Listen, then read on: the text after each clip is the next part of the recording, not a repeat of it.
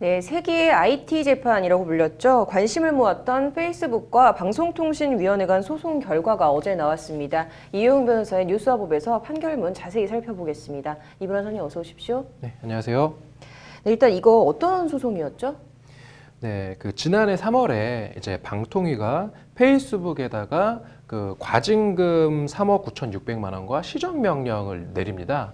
그 이유는 뭐냐면 페이스북이 일부러 이용자의 어떤 이익을 저해하기 위해서 접속 경로를 이제 국내에서 해외로 변경을 했는데요.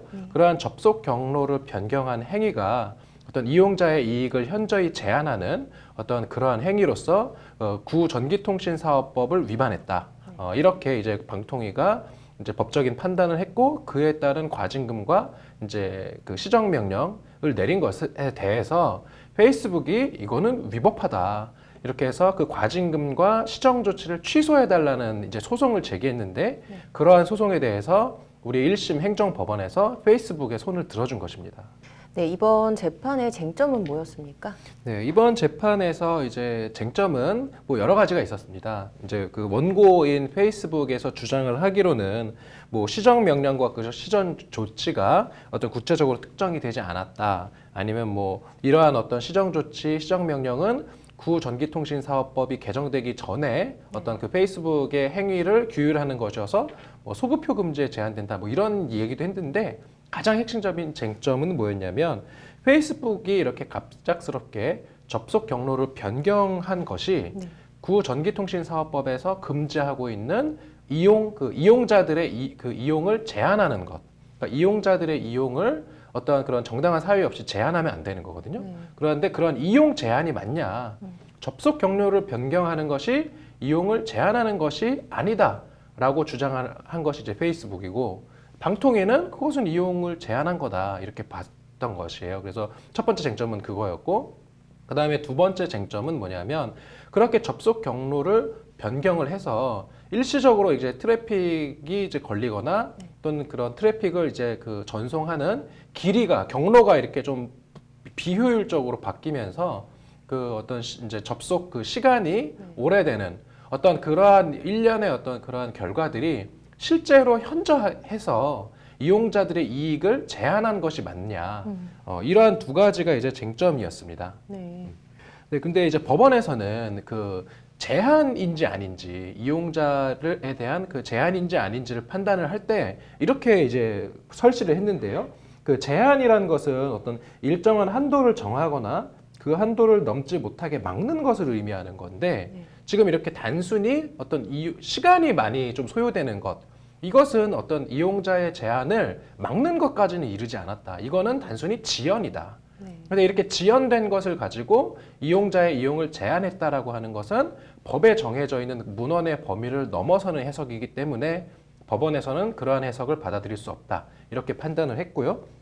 또 나아가서 원고의 이제 그러니까 페이스북의 접속 경로를 변경한 행위가 이용자들의 이익을 현저히 해치는 방식인지 아닌지 그것에 대해서는 결국은 처분이 이제 적법한지 아닌지와 관련된 것인데 이게 실제로 이용자들의 이익을 현저히 해쳤다라고 볼 증거가 좀 부족하다. 이것은 결국은 이러한 어떤 이용자들의 이익을 현저히 해쳤는지 아닌지 다시 말해서 현저히 해쳤다라는 것을 입증해야 되는 책임이 피고인 방통위에게 있는데 방통위가 이러한 점에 대해서 충분히 증명을 한 것으로 보이지는 않는다.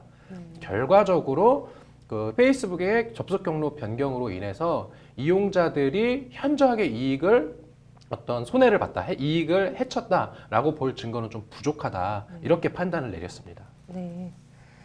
그렇다면 이번 법원의 결정으로 이제 IT 업계는 물론일 것이고 저희 이제 사회적으로 어떤 영향이 있을까요?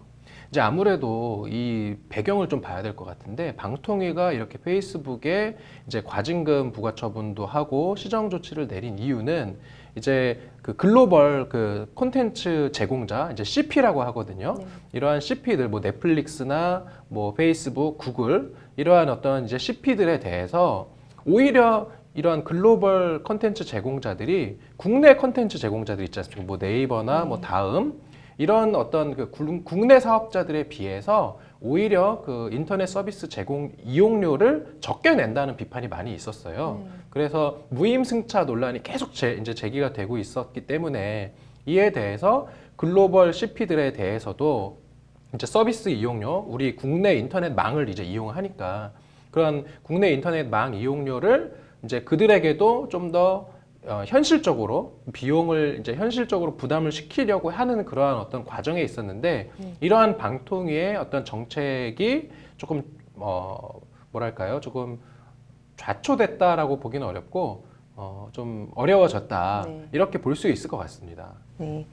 그렇다면 변호사님께서는 개인적으로 이번 판결 어떻게 보십니까? 뭐 처음에 이제 법원이 페이스북에 손을 들어줬다라는 얘기를 듣고 무슨 이런 판결이 나왔을까 사실 조금 부당한 판결이 아닌가라고 생각을 했는데 오늘 이제 판결문을 꼼꼼히 들여다 보니 이것은 법원으로서는 좀 불가피한 판결이었던 것 같습니다. 현 그 전기통신사업법의 이제 조문 내용을 보면 이렇게 제한이라고 되어 있고 어떤 이용자의 어떤 그런 서비스를 불편을 초래하는 행위, 다소 지연시키는 행위까지 그 제한이라고 해석하기는 좀 어렵다라는 법원의 그런 판단이 제가 봤을 땐 맞는 것 같고요. 따라서 남은 것은 하루빨리 법적으로 이러한 행위를 규제할 수 있는 그런 입법의 개선이 필요하다 이렇게 볼 수 있을 것 같습니다. 네. 뭐 아무튼 방통위에서는 즉각 항소할 방침을 이제 내비쳤는데 2심에서 이제 또 한 번 법원 판단이 좀 뒤집힐지 지켜봐야겠네요. 잘 들었습니다.